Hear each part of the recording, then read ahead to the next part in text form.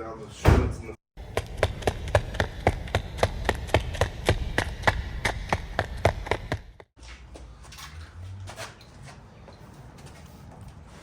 but I clean this literally a day ago.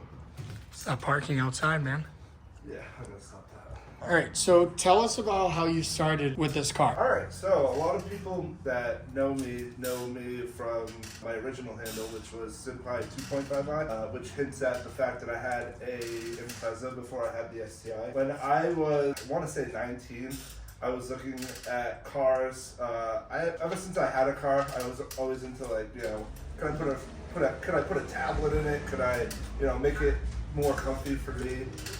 So when I was finally in a position to buy a car for me and have a car note and all that good stuff, I wanted a car that saved me a lot of headache, and I wanted something that was all-wheel drive. So I was in between a few models.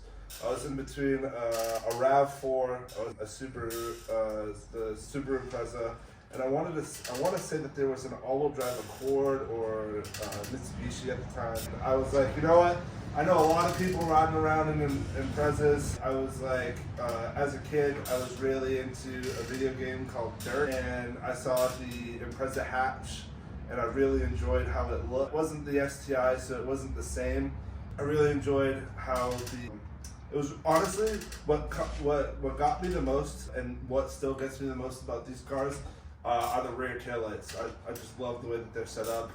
I think Subaru knocked it way out of the park with how they built the rear end of the hatch. Anyway, getting back on topic, so I had an Impreza when I first started and fell in love with that car, learned a lot on that car. Some of the people who are watching that know me personally know that I got really into wiring and just figuring out like the Subaru electronics and how different circuits interact with different things. And I learned all of that by having a Subaru and making friends and asking questions, you know, following forums. So I've done a good amount of, we'll call it mechanics on these cars. That's what really got me into the STI. So now we're here. You have the car. Yep. How did you get the car? Like, where did you find this thing? What brought you to even looking for it? Because, I mean, you had the 2.5i. We'll include some pictures and videos if we have any of the car. It was beautiful. And you had a lot of happiness. You built a lot of friendships and stuff with that car. What made you decide, okay, now is the time for me to buy a turbo model Subaru? For all my metalheads out there, I feel like we've all had our scene phase. When I first got the Impreza, I feel like I went through my scene phase where, you know, I did the spike lug nuts, I did the stickers everywhere, and all that good stuff. And I slowly but surely built up how what I was going after with how I wanted the car to look. Towards the end of my modding the Impreza, I felt like I had reached a point where, you know, there's not much else I can do unless I want to start getting into the mechanical aspect. And the Impreza had 210,000 miles by the time I got this thing. I needed to get a lot of things replaced. So I could have either swapped it or I could get something new. So I chose the latter because it saved me a bunch of time, saved me a bunch of money, and I was able to find this thing for pretty cheap. So the way it happened, Pedro and I were talking one night, and he goes, "Hey man, you know, if you feel like you've gotten as far as you want to get with the Impreza, it might be time to upgrade. It might be worth looking on Marketplace." It also so happened that my birthday was coming up, and I wanted to do something nice for myself. So I hop on Facebook Marketplace, and it was as though it was fate. So this car was maybe not even a mile from my house. So I go to look at it. It's $7,500. The kid's like, "Hey, it's blown up." I was like, "Okay, if it's blown up, I'll just build a motor for it." $7,500. I can't really shake a stick at that.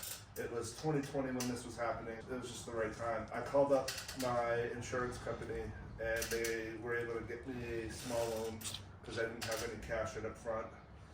This thing will be paid off soon. It's just I'm not in no rush to pay off the loan. So I got the car. It was misfiring really bad. I pulled in my driveway, called up Pedro. He drove down. We pulled the spark plugs. Once the spark plugs were checked, we kind of ruled that it was an issue with the coil packs. So we replaced the coil packs. They were in really rough condition. I don't have any pictures of that, but you know what really bad coil packs probably look like. So we replaced them, it stopped the misfire, and I was super excited. Right after that, took it for a test drive. I was only making probably 8 pounds of boost, I want to say. So I pulled the diagram for the vacuum line and took a look at the boost, the 3-port boost controller, and the routing was wrong. I fixed the routing, and we were making 14 pounds. Before I went and did anything further, I brought it over to Matt Miner, and he did a compression and leak down test on it. Well within spec, so it was go time. I replaced a bunch of parts on it. I want to say I totally rerouted everything that had to do with the fuel system on this. I replaced all the fuel line. I replaced the Fuel pressure regulator. Yes, the fuel pressure regulator. Yep. I replaced the injectors themselves. It still had the STI injectors in here, so I replaced them with 1050s. I got an Aeromotive FPR. I got a parallel line kit because the line kit they had on here, it just had this really bad junction box. I just felt as though it needed all of this stuff. So a lot of the beginning of this car was just getting it back to its former glory and replacing the bad with the good. And you did a fuel pump too. Can't forget that. Oh yeah, we did a fuel pump too. Yeah, we did a fuel pump to support all of that. Yeah, I mean, doing all of that is great, but he did do a fuel pump as well. Yes, obviously I did a lot of visual mods. You know, we'll go into that in a second. But I basically swapped everything I had in the Impreza that was good and put it on here. Yeah, we had this car bagged within The first week of the first week of ownership because everything was interchangeable. Right. And similar to my WRX too, I kind of followed a similar path. When I got my WRX, I got it and I focused on aesthetic mods before doing performance, and I feel like you've done the same. Granted, you know, you have performance mods done to this, but that was because the car came with it originally. Yeah. If it was blown stock, you probably would have focused more on the aesthetics than you would have done the performance at first. Yeah. Yeah. So a lot of people, when they get a Subaru, they're really excited and they're like, oh, how much power can I make? You know, this, that. With this, it was a little different because obviously the previous owner had a lot of mods done to it already. So I had to follow up with the people that I knew about Subaru and kind of get in check, hey, this is what's going on with my car. Is this good? Should I change it? This, that, and the third. So one of the big issues was this car had a front mount originally. I kind of found out that the front mount, some of the boost tubes were a little janky and stuff like that. So I got rid of it and went back to top mount. I know a lot of people are like, why'd you go back to top mount? Personally, I believe it's a personal opinion. I really enjoy the turbo response and the fact that, I'm not making 1,000 horsepower. I don't really need a front mount yet. It might come in the future, but right now I don't need it. And that's good though, because I was able to profit from that. I stole Corey's front mount core, as I mentioned in my video, and that's running in my car now. But now, tell me a little bit. Why don't we pop the hood on this thing and let's take a look. Let's take a look at what we have under here, so we can show the people really what you've been talking about. So, you got the car. You fixed a lot of the bad and you made it a lot of the good. So I do have a picture of the motor before all of the work. We'll put that right here. And I also have a whole shelf of parts. So this is what it looks like now. And trust me, this is a lot neater than it used to be. I still want to change up a few things in here. I also plan on doing a few mods in the future. We're not going to talk about that yet. We're going to make videos out of that stuff. But yeah, this is what it looks like now. It has a Perrin intake on it. The inlet's replaced. The FPR. I upgraded the radiator. We have airlift struts in the front. Everything that you guys see. If you guys have any questions, leave it in the comments. I'll answer it. Now, obviously, we talk about these cars, and there's a lot of controversy on the reliability of these things.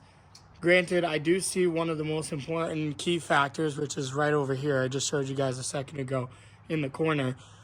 What kind of things would you debunk just from this conversation alone on Subarus? So obviously Subarus are known to having bad head gaskets, haha, whatever. What do you think realistically about this car in regards to like reliability? So I'll debunk the whole head gasket thing right now. The whole joke about Subarus having bad head gaskets, I feel like came around with the NAs. The NA head gaskets are made out of paper, and yes, the head gaskets do fail very regularly. As soon as you upgrade them to MLS head gaskets, which are in the turbo cars, that issue pretty much goes away. Another myth is that Subarus are unreliable. It's like, okay, what makes them unreliable? Is it, you know, you revving the crap out of them and going every day without checking the oil and all that good stuff? Well, if that's the case, then you know you need better car maintenance. Cars do require a certain level of care with doing, you know, regular maintenance and a few mods. Those mods being, if I were to recommend some mods right off the bat, if you're watching this video, there's 1,001 videos out there on, you know, what you should do when you first get a Subaru. I'm not going to go too far in depth, but I'm going to list off a few. You should do one, an AOF. Basically what that does is it filters out the oil inside the intake track so it doesn't knock down your octane rating and kind of lean out your air fuel mixture. Another thing you should do is a oil pickup. On these, the oil pickup sometimes fails. If your oil pickup fails, it will not suck up oil into the oil pump and you'll have bad things happen to your motor. I have two companies I usually recommend when it comes to the oil intake, and that's the IAG one as well as the Killer B. The Killer B is a little bit more widely used because they have a little bit better following, but both are pretty good. I use the IAG AOS, by the way. Another thing I recommend is cylinder floor cooling mod. I know there's a lot of back and forth on, you know, the cylinder floor cooling mod doesn't do much. It does, you know, it's if you're tracking the car, sure, this, that, and the third. And it's a cheap enough part where even if that is the case, throw it in there. It doesn't hurt you to, you know, have a little bit of extra insurance. It is what it is. Going into that, another issue on these cars, and the reason why they're not able to go past 350 on stock short blocks is because of the ring lane issues. So I would also recommend, if you're going to build one of these cars, get aftermarket pistons. That's pretty fair. I mean, I'm on the other side of the spectrum where I'm just like, send it to the moon and I don't really care. Even on a short block, my goal is still 400, but that's, you know, user discretion is advised on that. I do agree with Corey. The cylinder 4 cooling mod is one of the biggest improvements, in my opinion, that you can do to these cars to make them reliable. The problem typically lies in that fourth cylinder. Yeah. For those of you who don't know, the fourth cylinder in a Subaru is the most aggressive, and the one that they put the knock sensor on. They pretty much assume that if there's knock in the fourth cylinder, there's knock in probably the cylinders before it. So that is the most aggressive cylinder for A, timing, and B, cooling. So yeah, just having a little bit better cooling in that cylinder is not a bad idea. Right, and we're not going to dive too deep into what or how the cooling mod looks. Yep. And what it does. We can explain that in a future video. This motor will be getting pulled in the near future. Mm-hmm. Corey has a lot of things that we're going to be putting on here that require us, like some really hot bits.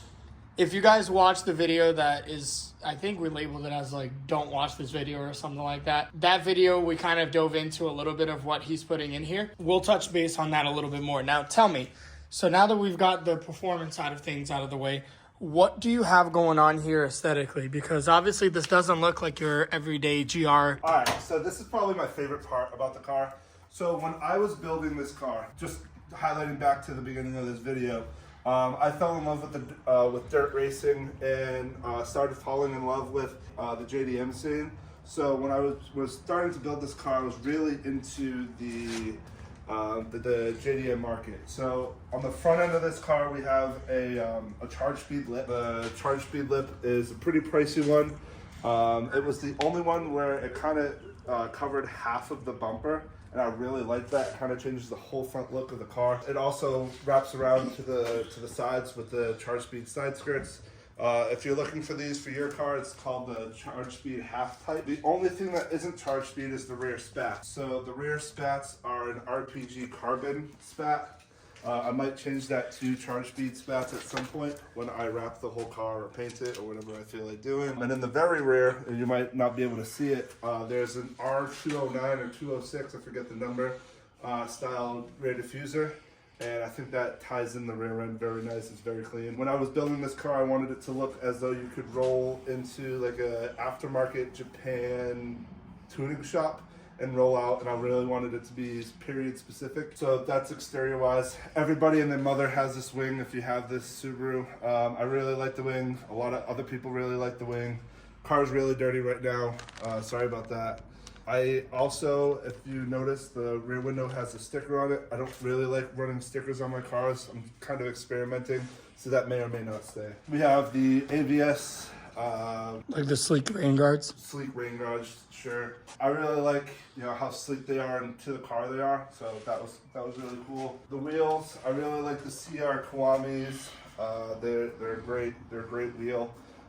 These are reps. These aren't real wheels. I know. Flame me in the comments. Go ahead. I'll cry inside my STI. Well, let's take a peek at the interior. Let me show the people the magic. So just take a look, and then I'll explain what you're looking at. Don't mind the mess. He does use the car occasionally. Yeah, we're still going through it and cleaning it. So what you're looking at here is I took the interior out and Alcantara suede wrapped it. This is a microfiber lookalike to Alcantara, so it's a little cheaper. Testing it out, seeing how it looks. It's a lot easier than vinyl wrapping, but it is fabric and it comes off the backing really easy, so you gotta be careful with it. It looks great, that's why I run it. I also, if you want to take a look here, I also run a dash cover. It helps a lot with glare. I was originally gonna flock the dash, but that kind of took that away. I'm also running gauge pods in the front. And instead of running pillar pods, the steering wheel is a Japan Street Hate wheel. I believe that's what it's called. Oh, Street Hate Japan Spirit, I believe it's called. I really like the wheel. It kind of ties in the two aspects with this car. Sinpai is a play on words where it's Sin and Senpai. The JDM style wheel. I've got, the hentai. Everybody likes that stuff. So I really enjoyed the wheel and ran that one. One of the cool things about this car is when I built it, I was really looking towards having a car that I could go to meets with and it satisfy my ADHD. Also inside this car, I have an emulation station that's built into the head unit. So I can, when I'm sitting at a meet, I can pull two controllers out of the passenger side back seat and play some PlayStation 2 while I'm in this thing. Oh yeah, and we'll show you guys that. I'll probably make a short on it just to see, what it is and show a little bit more of the individual little bits and pieces, nuances to this car. Because, everybody can get an STI, everybody can get a WRX. Turbo models are great and all, but you've made this thing a lot more special than what most people do with their cars. You're not just trying to make it balls to the wall. You're not trying to make it most aesthetic in the world. Nope. You're trying to find happy mediums and also giving yourself that nostalgia and that, that happy feeling. So if you wanna quickly go over some of the very nuanced things, I wrapped this so that it matches the color of the car. These are not stock color badges. I actually pulled the badges off, sanded down the backside and resprayed them the color of the car. If you look here at these headlights, these are the only headlights that have the clear markers from the aftermarket factory. Also, this bumper did not come with fog lights. I added the fog lights to it. Also, the center console, if you look at the center console, it's carbon fiber. I'm not a huge carbon fiber guy, but since I have carbon fiber on the steering wheel controls, I thought it was a nice matching feature with that. If you look at the shift knob is out of a newer STI. I kind of wanted to keep the OEM Plus look of that. And instead of going with one of the Android radios, I went with Pioneer. That kind of looked like a radio that you could get back in the day. That's also why I didn't go with a really aggressive rate diffuser. I wanted to keep something that came with the car back in the day. A lot of the planning when it comes to this car was trying to get parts that were available back then. Okay. Well, that pretty much touches on everything. Is there anything that you regret about this car at all? So it's not a regret, more like a, hey, it would have been nice. With the rear struts, it's kind of a pain in the butt, so to speak, compared to like the GD and stuff like that. It kind of has like a, I don't want to call it a wishbone or butterfly, but instead of sitting on a spindle, it sits on the rear control arm and kind of actuates the rear control arm. It's a little bit of a pain to do strut swaps, but that's just a minor inconvenience. And you also have that issue about camber too. So I mean, Yes. where most cars, right, you can have camber plates in the rear, especially cars that are running the McPherson strut setup. Yours, on the other hand, you have to get upgraded arms and all of that in order for you to be able to do the same thing, right? Yeah, so with this, if you guys are watching this video and you want a camber or looking at camber, the cheap, easy way to do it is use upper control arms. If you're only looking for a little bit of camber, if you're looking for a lot of camber, you're going to need upper and lower. But with this, on normal cars, you have a strut where you can notch it up at the top and run camber that way. With this, you have to run aftermarket arms, just no camber adjustment. Right. But I mean, otherwise speaking, you don't have any regrets. This car has treated you well. Yeah, honestly, this is better than I could have ever asked for. When I bought the car, obviously it was quote unquote blown up. I didn't have any high hopes. I was expecting it to sit in my driveway for a while and I was going to work on it. I've been able to drive it ever since I bought it, so I'm super excited with that. I fell in love with the GR platform, and you know, there's things that I probably hated at first and got used to. So I'm probably not going to remember a lot right now. I mean, I really wish they would have put some different color interior in here. They do have black suede, but this one is gray suede, and when it fades, kind of gets a little dirty looking. I guess that's the only other thing. And if Subaru of New England or Subaru of North America is listening, you should have launched with a sunroof in the United States, not just in Canada. Thanks for that. Also, I'll go on with that too. I really wish they would have introduced, I believe it was only in Japan, they had Recaro seats in Japan, and the Recaro seats look way better than the USDM. Obviously, a lot of people who have these cars have looked at them. They're like $1,200 for like 2 seats. I'll put a picture of it like right here so you guys can see what we're talking They're about. amazing looking, and I really wish they would have, you know, offered that as either A, an option here, or B, would have just installed it stock and just upped the price on the car. Yeah, absolutely. So now we've covered a lot about the car. What are some things that you would say to someone trying to get into a turbo platform, whether that be WRX or STI? What are the biggest things they should look for, specifically for your generation and for your body style? What kind of issues? Like for the GD chassis, we can say, hey, you know, you have strut towers that you need to look out for. What kind of things do you need to look out for this car? So on these, you have all your typical rust spots like on any other car. The cool thing is you don't have any particular spots. When I fender roll on a GR, I will when you fold it up for the first time, you're going to see a plastic or rubber type inseam that when you fold it up, it's going to start coming off anyway. Pull that off. It's only going to allow rust to get in there and you know, water just to sit on the paint. Pull that off, rub it down, and then spray it, and get rid of all of that good stuff. This one is pretty rust-free on the body panels. I mean, I'm sure there's a lot of surface rust underneath because this is a New England car, and the guy didn't really store it in the garage. In terms of issues, Subaru did a great job of addressing fuel issues that were in the GDs, where like slosh would cause like weird fueling issues. The number one, and I know everyone's thinking this right now, number one issue in this car is the clutch pedal. And I'm gonna actually show you I'll tell you how to fix it. First things first, when you get the car and you have a squeaking clutch pedal, or you feel like the brake pedal moves with the clutch pedal, go online, go get yourself an ITS pedal bracket, install it, and then go from there. If it's still squeaking, you're either A, going to look at, you know, some of your firewall welds, and there's plenty of videos on how to look that up, or you're going to be looking at a cracked clutch assembly and you're going to need to replace it. But the ITS pedal, 9 times out of 10, will fix it. So get the ITS pedal bracket. Even if you're like, oh, my clutch is fine, go get one, do some preventative maintenance. It's not that hard of an install. A lot of the videos that show you how to do it kind of say it's a little difficult. It's not. Do it. Yeah, we'll include the video that we use for reference right up here, or maybe up here or something, for you guys to reference. Corey and I banged it out in 30 minutes? Yeah. Once you have everything kind of out of the way, doing the bracket itself takes no time at all, and it's just peace of mind. Yeah. Trust me, you're going to want to do it. Do it. Also, when you're in there, I don't know why, but on mine, there was a bolt that was loose on the clutch pedal assembly, and that caused a lot of flex as well. So when you're in there, you might want to put some Loctite on it and tighten up all your bolts. But yeah, that's the only huge, issue with these cars is the firewall. Obviously, there was a recall with like the, with ring land failure and stuff like that, but that's normal Subaru stuff. Yeah. Well, I appreciate you taking the time to record the video with me today. I know it's going to be a longer video. Right now, we're at about 30 minutes recording. Probably going to cut down to like 25 after edits and stuff.